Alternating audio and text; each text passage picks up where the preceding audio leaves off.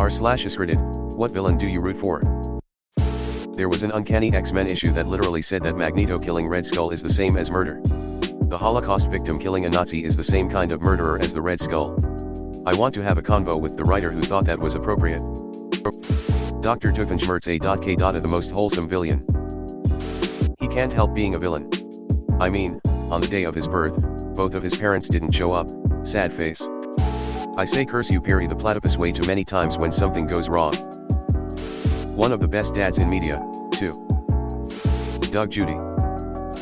Yes. PB and Amp, J. Hank Scorpio. Nobody ever says Italy.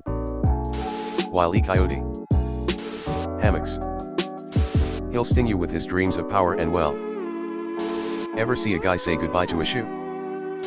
Sugar. Sure. Sorry it's not in packets. Plankton. Dude just wants to be a successful restaurateur. Is he a little singularly focused on one specific recipe in the hopes that it'll solve all his problems? Maybe. But haven't we all been there? I know I have.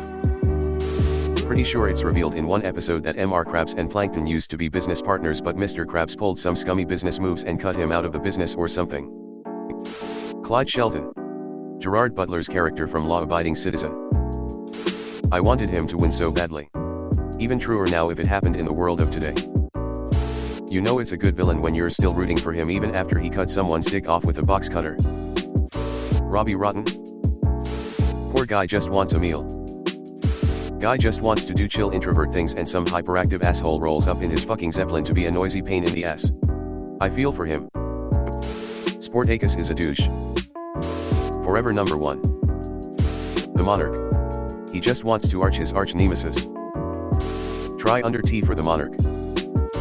What about Gary aka 2ton21? CAO from the Romance of Three Kingdoms. I mean Liu, while being considered an underdog, was kind of a bastard in his own right, throwing his infant son to the ground for nearly costing him one of his best warriors after Zhao Yun rescued his son in the Battle of Changban. So I totally get rotting for CAO. That said, I'm Shu for life. Megamind. Even before his turn. He's not a villain. He's a supervillain. Something I didn't know. Coyotes actually can run faster than roadrunners. It wasn't just me.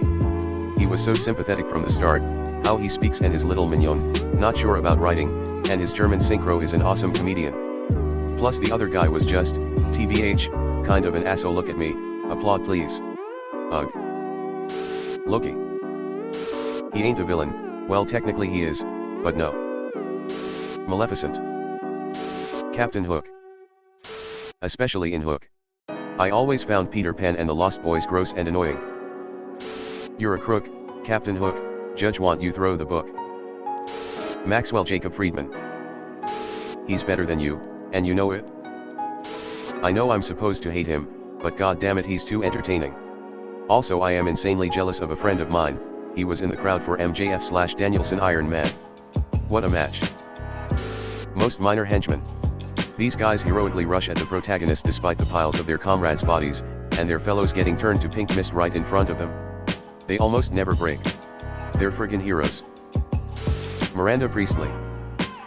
Groundbreaking. Why is no one Roy Batty. He just wanted to live. Roy is arguably not even a villain. He's a confused child desperately flailing about in an attempt to save his own life. Tom from Tom and Jerry.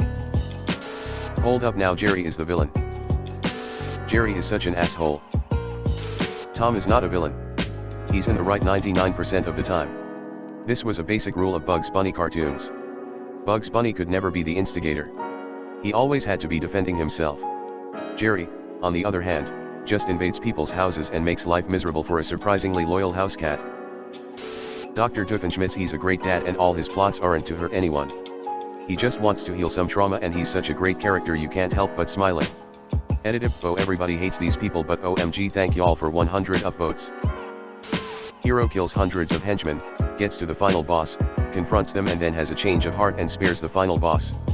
This happens all the time in movies/games, but no one ever acknowledges all the innocent henchmen that the hero took down along the way. Has 1,000 backstories, not one of them related to his ex-wife. Just understands they grew apart emotionally, and doesn't try and get revenge or be petty. Can't ask much more from someone whose own parents missed their birth. Darth Maul, specifically in the CW series. Sorry, but I know you mean Clone Wars, but the way I read it was Darth Maul had a series on the CW. Especially by Rebels, he didn't seem all bad. Most villains in horror movies. The main characters are so unlikable, so stupid, and so pathetic, that I genuinely find it hard to sympathize/root for them. That's intentional. Horror movies that are disturbing find audiences. Any movie, horror included, that is deeply upsetting and just feels wrong will not find a broader audience. Stories need causality. Character deaths always have to either be rooted in a mortal flaw or drive the plot. Thomas Shelby. Godzilla is always welcome to destroy all of this bullshit we created. Magneto. Bowser in the Mario movie. Hades from Hercules because he's so fucking funny. Dark Helmet. He's at a disadvantage because he's surrounded by assholes. Ludicrous Speed. Dexter Morgan. I think Dexter is much more anti-hero than villain. Legally he's a murderer, but he's taking out the trash. Jake the Snake Roberts. Does Omar Little count as a villain? If so, that's it.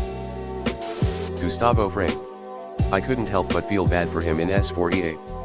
He felt like some kind of hero during S4E10. Yeah, he was such a good bad guy, yeah no. And he donated a lot of dollar to a bunch of local stuff.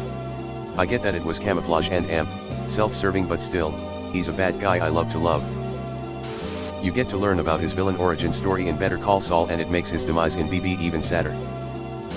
Walter White. I shouldn't, but can't help it. Fun fact, his line "Relax guys, it's only halftime" is spoken exactly halfway through the movie. Also Jimmy McGill. Team Rocket. Tony Soprano. Shago. My Gay Awakening TBH. Clyde Shelton from Law Abiding Citizen. Darth Vader. He would have gotten away with it too if it weren't for his meddling kids. Magneto.